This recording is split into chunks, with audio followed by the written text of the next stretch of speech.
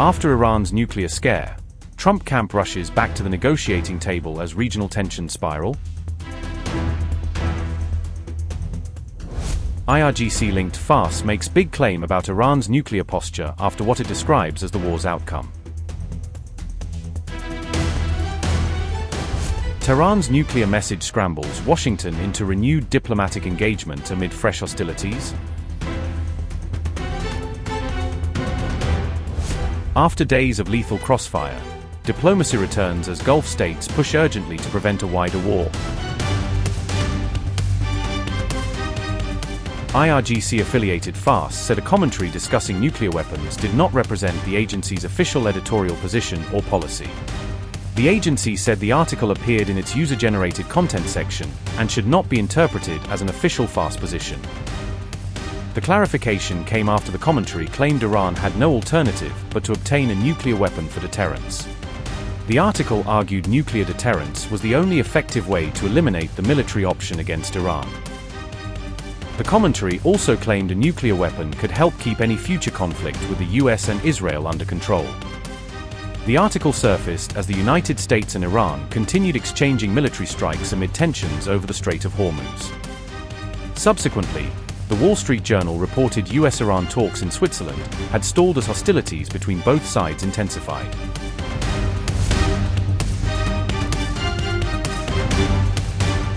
However, Reuters reported the United States and Iran would continue negotiations as both sides sought to preserve the interim memorandum of understanding. A US official told Reuters the technical discussions would address every major provision contained in the interim memorandum of understanding. The official said commercial shipping would continue moving freely through the Strait of Hormuz while negotiations remained underway. Axios, citing US officials, also reported Washington and Tehran had agreed to halt hostilities while diplomatic efforts continued. The report said both sides were expected to meet in Doha later this week to address their dispute over the Strait of Hormuz. The diplomatic push came after an Iranian official said the planned June 28 talks had been abandoned following recent US strikes. Tehran said the conditions outlined in the interim memorandum of understanding had not been fully implemented before any fresh negotiations. Well, the president's patience isn't going to last forever. Discussions are ongoing, particularly at a technical level of how to get inspectors in, the downblending, and the other pieces that are focused on ensuring Iran never has a nuclear weapon.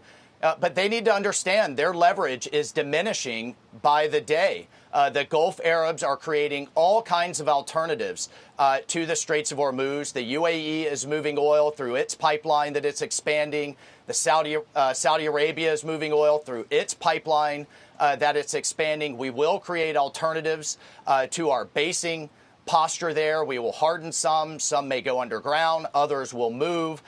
So this leverage that Iran thinks it has now is diminishing faster and faster, literally every week as we speak. And meanwhile, that this is in violation of international law. Even the Chinese government has said you cannot be taking tolls or fees.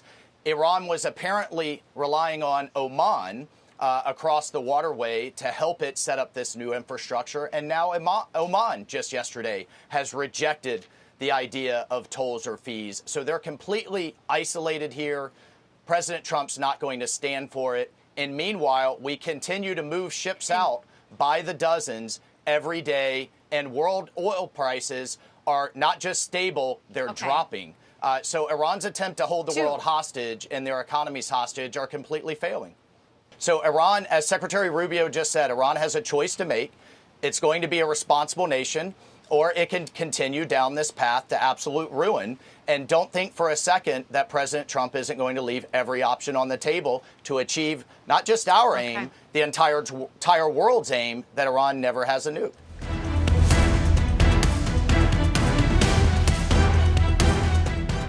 As tensions between Iran and the United States continue to intensify, Mujtaba Khamenei appears determined to hold his ground. Iran has reportedly safeguarded a substantial missile arsenal that the United States was ultimately unable to neutralize or seize. Tehran has repeatedly made it clear that there will be absolutely no compromise on its ballistic missile production program. According to Press TV, Iran's missile arsenal remains a sovereign national asset and the backbone of the country's defense strategy. Iran's missile and drone capabilities are widely seen as the factor that shifted the military balance against both the United States and Israel. It was this missile and drone deterrent that reportedly helped Tehran secure key breakthroughs during negotiations with Washington. Iran reportedly refused to accept any restrictions on either its ballistic missile or drone development programs. According to Press TV, Iranian negotiators described both programs as non-negotiable and beyond any scope for amendment during the talks. No limits, verification mechanisms, or so-called sunset clauses were reportedly accepted as part of the negotiations. Iranian negotiators also refused to let the country's missiles and drones become bargaining chips in discussions with the United States. On June 23, President Masoud Pezeshkian reiterated in Islamabad that Iran's missile program remains completely off-limits. Pakistan Prime Minister Shehbaz Sharif also surprised Washington by publicly highlighting what the Iran-US Memorandum of Understanding does not cover. Earlier, Donald Trump himself acknowledged that Tehran had retained its existing ballistic missile stockpile. The US president further stated that Iran could continue maintaining its missile arsenal as a legitimate means of self-defense. We had constructive meetings and conversations with our dear brother Shehbaz Sharif, with Mr. Asif Ali Zardari, the esteemed president of Pakistan, and with our brother, Field Marshal Asim Munir, the honorable commander of the Pakistan Army. We had very good discussions. The issue of our missiles does not exist in the memorandum we had, and it never will. If we did not have our missiles, which were for our self-defense, Israel and America would have attacked Iran like they did Gaza, showing no mercy to anyone, young or old. They talk about human rights, a huge lie, and if we were unable to defend ourselves, they certainly would not have shown any mercy to our country and would have destroyed our power. Consequently, under no circumstances will we ever negotiate about our defensive capability with anyone.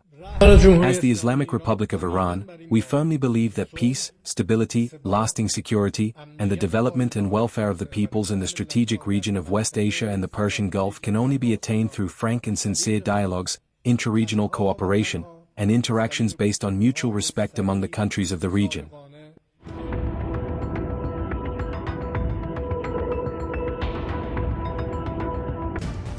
Fox News reported that Iran rebuilt air defense systems and missile sites after the ceasefire that took effect on April 7. A senior U.S. defense official told Fox News that Tehran had reconstituted military forces along the strategically vital Strait of Hormuz. The official said Iran restored air defense networks and missile assets despite damage caused by earlier U.S. military strikes. Fox News said the rebuilding effort prompted fresh U.S. strikes against several locations that had already been targeted previously. The renewed strikes reportedly hit military areas near Qeshm Island and Sirik along Iran's southern coastline facing the Gulf. The official claimed Iranian forces had moved things around after suffering what the U.S. described as heavy battlefield damage. Fox News said those reported redeployments forced U.S. forces to strike several of the same military areas once again. The official maintained Iran had been steadily rebuilding its military capabilities since the ceasefire entered into effect. Meanwhile, the IRGC claimed it had carried out strikes against 8 U.S. military installations during its latest round of attacks. IRGC said, and I quote, "Dear and honorable people of Islamic Iran, your zealous children in the naval and aerospace forces of the IRGC. During a joint missile and drone operation between 2 a.m. and 3 a.m. today, Sunday, June 28, launched ballistic missiles and drones towards 8 important infrastructure facilities of the child-killing U.S. Army. At Ali Al Salem Base in Kuwait and the 5th Naval Fleet in Port Salman, Bahrain, destroying them and decisively responding to recent U.S. aggressions. The aggressor enemy, whose essence is the violation of covenants and breaking of promises, had attacked 5 coastal posts of the Islamic Republic early this morning under the pretext of the IRGC Navy confronting a violating ship. Based on the Islamabad Memorandum of Understanding, the arrangements for controlling traffic in the Strait of Hormuz lie with the Islamic Republic. And from now on, violating ships will be dealt with more strongly than in the past. Confronting any potential enemy aggression, under any pretext, even if, like last night and tonight, the aggressions are against low-importance targets, will have a crushing response. The enemy must know that violating the ceasefire is a breach of the first clause of the Islamabad Memorandum and will result in the total cessation of processes." Unquote. Meanwhile, fresh tensions are once again beginning to simmer between Tehran and Washington despite recent diplomatic engagements. Iran accused the United States of violating the June 18 interim agreement, following the latest reported airstrikes along its southern coast. Tehran said U.S. airstrikes targeted Iranian monitoring and surveillance sites, despite the interim agreement remaining in effect. Iran's foreign ministry said the attacks violated both the interim memorandum of understanding and the United Nations Charter. Iran's Ministry of Foreign Affairs said, and I quote, "These brutal attacks, which are a blatant violation of paragraph 4 of Article 2 of the United Nations Charter, as well as an explicit violation of the first paragraph of the Memorandum of Understanding on the Termination of the Imposed War dated Cordad 28, 1405, June 18, 2026, show that the U.S. regime places the lowest value and credibility on its commitments, and breach of promise is a part of this regime's nature." While reminding the United Nations Security Council and the Secretary General of this organization of their responsibilities towards international peace and security, the Islamic Republic of Iran emphasizes its determination to defend Iran's national sovereignty and territorial integrity against U.S. military aggression, in accordance with Article 51 of the UN Charter. Unquote.